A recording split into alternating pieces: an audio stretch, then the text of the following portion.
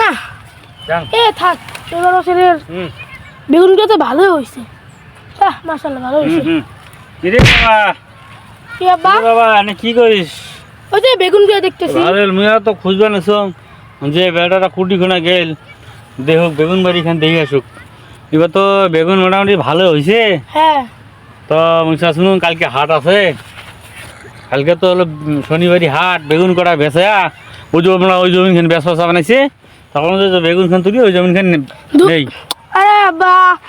তুমি খালি ওই জমি খালি কিনালে পাগল হয়ে গেছেন মোর দেখি দেখবেন নন হ্যাঁ তোর দেখি যে তোর ভালোর জন্য তো করলুম জমিন খান হ্যাঁ মোর ভালোর জন্য করবেছেন মুই চাইছো যে এগুলা এইবার এগুলা হইলে ভালো করে হইলে এগুলা বেশিয়ে মুই বিয়ে করিম মোর শ্বশুর বাড়ির বেগুনের ভাত খায় মানুষ মিষ্টি ভাত খাওয়ায় মাছ ভাত খাওয়ায় মুই খাওয়াম বেগুনের ভাত মুই এর চিন্তা করছো তোমরা খালি মোর চিন্তা করেন না খালি জমি চিন্তা করেন কি রে বাবা তুই এত দূর আগে গেছিস মুই তো তাক জানো না